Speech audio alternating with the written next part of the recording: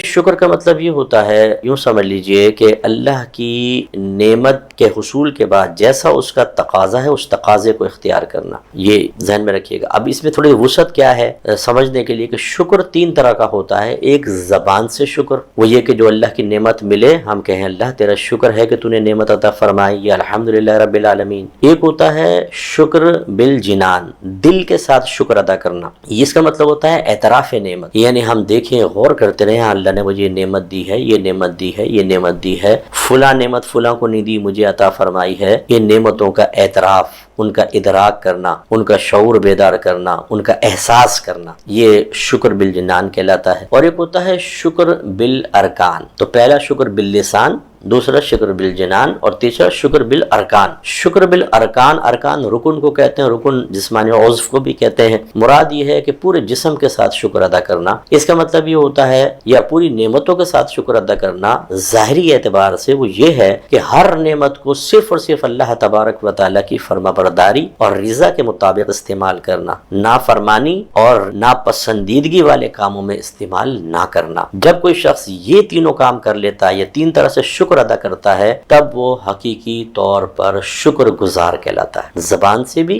دل سے بھی اور ظاہری اعضاء سے بھی۔ اور اس کے برعکس اگر کوئی نہ زبان سے شکر ادا کرے، نہ دل سے کرے اور نہ ظاہری ارکان سے کرے تو وہ ناشکرہ کہلاتا ہے، اور اللہ نے کیا فرمایا کہ بے شک میرا عذاب ضرور شدید ہے۔ اب ذرا ہم آتے ہیں، اپنے احتساب بھی کریں گے اور مزید میں تھوڑی سی وضاحت کرتا ہوں کہ دیکھیں آدمی زبان سے شکر کب کرتا ہے؟ سب سے پہلا جو کام ہوتا ہے وہ ہے احساس نعمت، کہ مجھے اللہ نے نعمت دی ہے۔ اس کے بعد جب وہ احساس نعمت ہوتا ہے تو زبان سے شکر ادا ہوتا ہے، اور پھر اس نعمت کا جو موجودگی ہے اور نعمت کا جو کی تحصیل تھی اس کا حاصل کرنا یہ تقاضا کرتا ہے کہ اب اس کا مزید شکر ادا کیا جائے۔ تو انعام کیا ملے گا؟ نعمت میں زیادتی۔ تو پہلے ہم اعتراف کی طرف آتے ہیں۔ میں چونکہ ہم مسلمان ہیں تو اسی لیے میں آغاز کرتا ہوں اس چیز سے کہ سب سے بڑی نعمت جو اللہ نے ہمیں عطا فرمائی وہ ایمان کی دولت ہے۔ ہم جب پیدا ہوئے تو ہمیں پتہ چلا ہم مسلمان ہیں۔ اللہ چاہتا تو ہمیں کسی ہندو کے گھر میں، کرسچن کے گھر میں، یہودی، سکھ یا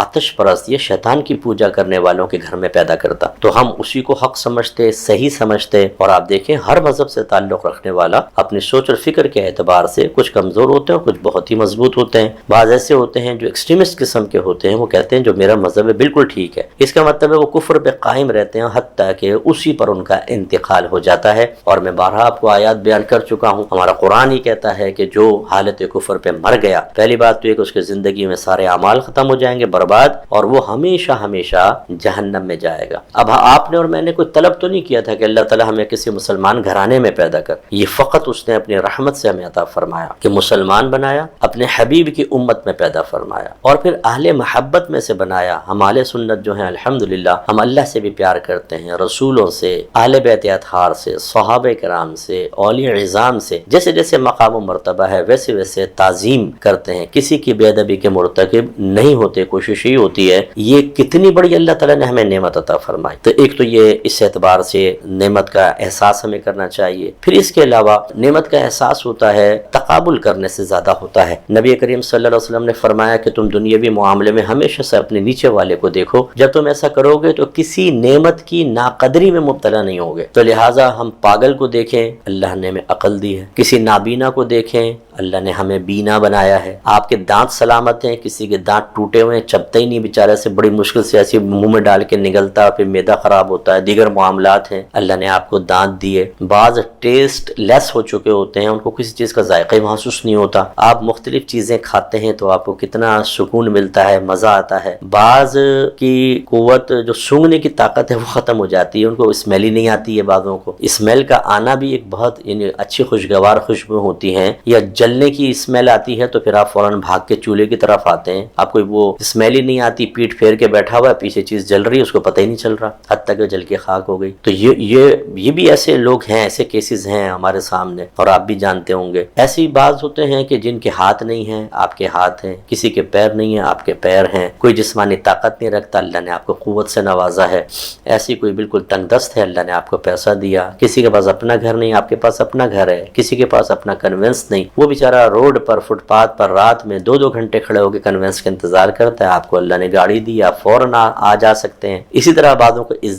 کے پاس کوئی عزت نہیں ہوتی، اللہ نے آپ کو مقام عزت پر رکھا ہے، آپ خطرات والے علاقے میں رہتے ہیں، کوئی رہتا ہے اور آپ کو اللہ نے ایک پرسکون علاقے میں رہائش عطا فرمائی ہے، کوئی بیچارہ گندگیوں کے درمیان رہنے پر مجبور ہے کہ مالی وسعت ہی نہیں ہے، آپ کو اللہ نے صاف ستھری جگہ دی ہے۔ یہ جو تقابل ہوتا ہے نا، یہ ہمارے اندر نعمت کی قدر بڑھاتا ہے کہ اللہ تیرا شکر ہے کہ تو نے ہمیں دوسروں کے مقابلے میں بہت اچھا رکھا ہوا ہے۔ اب جب یہ احساس ہو جاتا ہے نا تو پھر نکلتا ہے زبان سے شکر، الحمدللہ رب العالمین علی کل حال، اے اللہ ہر حالت میں تیرا شکر ہے، تو نے بڑی نعمتوں سے نوازا۔ تو یہ ہے طریقہ اعتراف نعمت، اور پھر زبان سے اس نعمت کا اظہار۔ پھر ہوتا ہے تیسری چیز جو بڑی امپورٹنٹ ہے اور بڑی محنت طلب ہوتی ہے کہ جب اتنی نعمتیں اللہ نے دی ہیں تو ہمیں شعور بیدار کریں کہ جب اللہ نے نعمتیں دی ہیں تو اس رب کا حکم بھی ماننا چاہیے، کیونکہ ایک فطری تقاضا ہوتا ہے۔ شوہر اگر بیوی کو بہت زیادہ نعمت دے اور وہ ناشکری بنے تو لوگ سمجھاتے ہیں بھی اتنا پیار کرتا ہے، تم ہر چیز دی ہوئے تم کہنا نہیں مانتی ہو، غلط چیز۔ ایک دوست سب پہ مہربان ہو، کھلائے پلائے، اور پھر ہم اس کا کہنا نہ مانے تو پھر ہمیں لوگ کہیں گے بہت برے ہو بھائی تم۔ اس طرح اگر اولاد ماں باپ بہت زیادہ مہربان، ہر ماں باپ اپنے بچوں کو ساتھ کرتے ہیں لیکن بعض بہت ہی زیادہ کرتے ہیں، عام ماں باپ سے ہٹ کر کرتے ہیں، اور پھر بچہ اطاعت نہ کرے تو وہ معیوب اور معتوب ہوگا، لوگ اس کو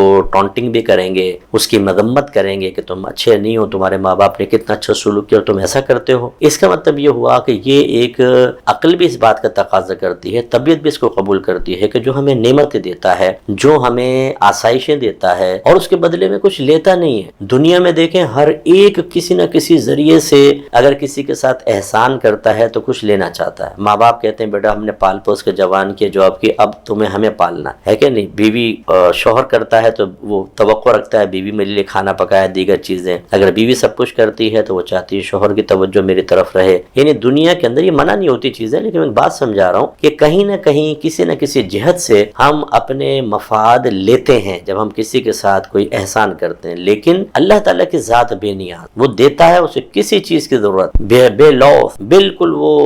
مطلب ان چیزوں کے سلسلے میں کسی کا محتاج نہیں کہ اس کا کوئی بدلہ دیا جائے۔ تو اگر ہم فرض کر لیں اللہ کی نعمت کے بعد عبادات کرتے ہیں، یہ اللہ پہ احسان نہیں، یہ بھی ہمارے اوپر احسان ہے۔ تو لہٰذا پھر خلاصہ کلام کیا ہوا کہ جب اللہ تعالیٰ نعمت دے رہا ہے اور وہ تو مفادات بھی نہیں چاہتا تو پھر اس کا حکم بھی ماننا چاہیے، عقل بھی اس کو تسلیم کرتی ہے۔ اور یہی وجہ ہے کہ انبیاء علیہ السلام دیکھ لیں، صحابہ کرام علیہ بیت اطہار، اولیاء اعظام، مجتہدین جو اچھے علماء بعمل ہیں، مفتیان کرام اور دیگر ان کے بعد ان کے مطابعت میں رہنے والے لوگ، وہ اللہ تعالیٰ کی نعمت کو اس کی فرما برداری میں خرچ کرتے ہیں۔ یہ ہیں پھر شکر گزار لوگ، حقیقتاً زبان سے بھی کر رہے ہیں، دل سے اعتراف نعمت ہے، اور پھر وہ عبادات کرتے ہیں اور نافرمانی سے محفوظ رہنے کی کوشش کرتے ہیں۔ اس کا فائدہ کیا ہوتا ہے؟ وعدہ الہی ہے نا، یہ تو خبر دے رہا ہے اللہ تعالیٰ، ضرور اللہ تعالیٰ مزید دے گا۔ تو جب کوئی نیک پرہیزگار بنتا ہے، ہم عمومی طور پر حقیقی نیک پرہیزگار نہیں ہوتے، کسی نے داڑھی رکھ لی، کسی نے امامہ پہن لیا، کوئی نمازی بن گیا، لڑکی نے برقع پہن لیا، نقاب کرنا شروع کیا، تو کیا ہم نیک بن گئے؟ صرف اتنی چیزوں کا نام تو نیکی نہیں ہے نا۔ اللہ تعالیٰ کے احکامات جاننا اور اس کے تقاضے کے مطابق عمل کرنا، جب کوئی سب کرے گا تو وہ نیک بنتا ہے۔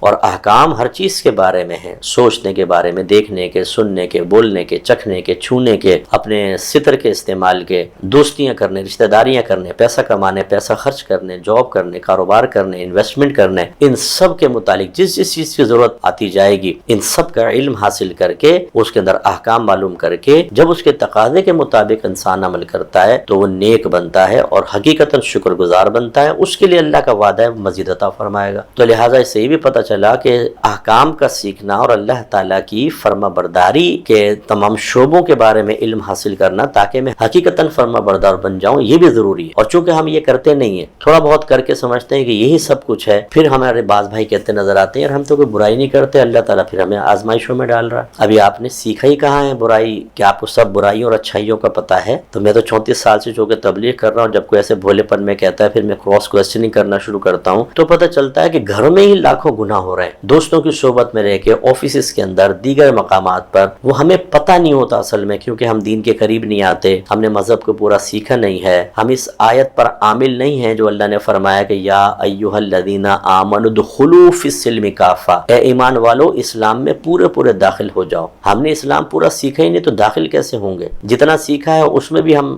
اپنے دیکھتے ہیں یا بس ٹھیک ہے یہ صحیح ہے، اتنا اس کو پیچھے ہٹا دو۔ نمازوں کو ہی دیکھ لیں، ہر ایک 5 وقت نماز کوئی پڑھتا، کوئی فجر کی نماز قضا کر رہا ہے، کوئی ظہر کی کر رہا ہے، کوئی مغرب کی، 2 نمازیں پڑھ لی، 3 نمازیں پڑھ لی، بعض نمازیں نہیں پڑھتے عام یعنی فرض نمازیں، جمعہ پڑھتے ہیں، جمعہ بھی نہیں پڑھتے، بعض عیدین پڑھتے ہیں صرف۔ تو یہ اور پھر اپنے آپ کو سمجھیں کہ ہم نیک پرہیزگار ہیں، روزی کے بارے میں بالکل نہ پتہ ہو کہ یہ حرام ہے حلال ہے اور وہ کر رہے ہوں، اور پھر کہ ہمارے پتہ نہیں ہم نے کون سی ایسی برائی کی ہے، ساری مصیبتیں ہماری طرف ہی آتی ہیں۔ تو اس لیے میں اپنے بہن بھائیوں سے گزارش کرتا ہوں کہ سب سے پہلے علم دین سیکھ کر اس کے تقاضے کے مطابق عمل کی طرف آئیں تاکہ ہم حقیقی شکر گزار بنیں۔ پھر اللہ کا وعدہ ہے ضرور اللہ تعالیٰ مزید عطا فرمائے گا، نعمتوں میں زیادتی ہوگی جب ہم سب احکام گھر والے احکام پر عمل کرتے ہیں، بچے فرما برداری کی طرف آئیں گے، روزی میں برکت ہوگی، آفات و بلیات سے اللہ تعالیٰ محفوظ فرمائے گا، اور اگر اس کی حکمت بالغہ سے کسی آزمائش میں مبتلا ہوں تو نکلنے کے راستے بھی وہ بتائے گا، صبر کی ہمت بھی وہی دے گا، اور یہ سب چل رہا ہے۔